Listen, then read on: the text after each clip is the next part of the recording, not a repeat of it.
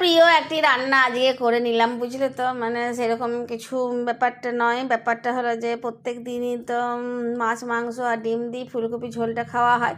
Soybean দিয়েও যে এটা ঝোল হয় সেটা তো তোমরা জানো, তো নতুন করে তো বলার কিছু নেই। কিন্তু আজকে আমার ঘরে প্রচুর প্রচুর প্রচুর কাচাকুচি ছিল। কালকে আমি কলকাতা থেকে এসেছি, তিতলিকে নিয়ে দিয়ে জামা কাপড় সেগুলো তো ছিলই, বিছানা চাদর বালিশের ওয়ার শীতের আবার মানে পোশাক আশাক সেগুলোও ছিল। সবই একসাথে একদিনেই কেচে নিয়েছি। মা বলছো যে রেখে রেখে কাজ, রেখে রেখে কাজ, না একদিনেই কেচে নেবো আস্তে আস্তে। দিয়ে তোমার সকাল 8টা থেকে অল্প অল্প করে ভেজাচ্ছি আর কাচ্ছি, এই তোমার 1:30টার সময় পুরো ফাইনালি বিছানার চাদর ফাদর সব কেচে পরে কাচাকুচি শেষ। এইটার ফাঁকে তো আমাকে রান্না করতে হবে, কেননা আবার খিদে লাগবে। তো ওই খাওয়াটার জন্য আমি কি করব, তো তিতলি বললো যে ছেড়ে দাও, আজকে একদম সহজ সাপটা একটা রান্না করো। তো এটার থেকে বেশি সহজ রান্না তো আর কিছু হয় না, তোমরা জানো, সংসার করছো তোমরা। তো সেই জন্য আমি ওই ভাবলাম যে বেশ অনেকটা তেল দিয়ে ফুলকপি আলুগুলোকে বেশ ভালো করে ভেজে নিই। দিয়ে ভেজে ভেজে একটু তোমরা দেখতে পাচ্ছ সাইডে, মানে ফুলকপির তরকারিতে কিন্তু 5 ফোড়নের গন্ধ না হলে না আমার ভালো লাগে না।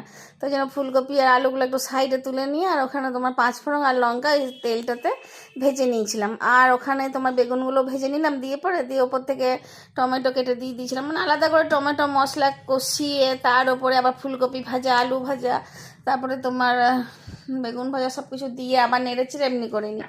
ওইটার ওপরেই তোমার ওই টমেটোটাও দিয়ে দিলাম, আর ওপর থেকে যা যা মশলা দিই ওই কম্পালসারি ইংলিশ বাংলার মতন যেটা আছে, তোমার ধনে গুঁড়ো, জিরে গুঁড়ো, হলুদ, নুন, চিনি সব কিছু দিয়ে বেশ ভালো করে নেড়ে চেড়ে নিয়ে আর 1 বাটি বেশ জল দিয়ে দিলাম।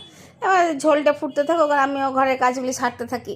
আর মাঝখানে এসে এসে একবার করে দেখে যাচ্ছি যে ঝোলটা কতটা হলো, কি হলো। টমেটোগুলো গলে গেলে সেগুলোকে আবার তোমার খুন্তিতে করে নেড়ে নেড়ে করে দিচ্ছিলাম, মানে গলিয়ে দিচ্ছিলাম আরও ভালো করে, যাতে ঝোলটার সাথে মিশে পড়ে, একটা ভালো স্বাদ দেয়, যেটা তোমার নুন মিষ্টি টক সবই হয়।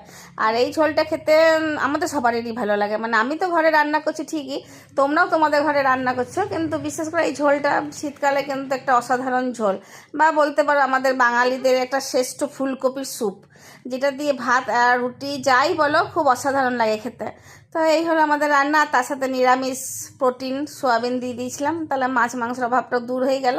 আর সোয়াবিন খেতে কিন্তু ছোটো বাচ্চারা বা একটু মাঝ বয়সী, মানে কম বয়সী ছেলেমেয়েরা খেতে ভালোবাসে আর কি, আর সবাই ভালোবাসে, আবার অনেকে থাইরয়েডের ভয় খায়ও না। তো আমাদের তো খেতে দুর্দান্ত লাগলো। আমাদের ভাত খাওয়া হয়ে গেল, এবার বসেছি ওই জি5-এর রক্তবীজ ট্যুর দিয়েছে এটা দেখতে। তো এবার তোমাদের কেমন লাগলো আমার গল্প জানাবে, লাইক শেয়ার কমেন্ট করতে ভুলো না।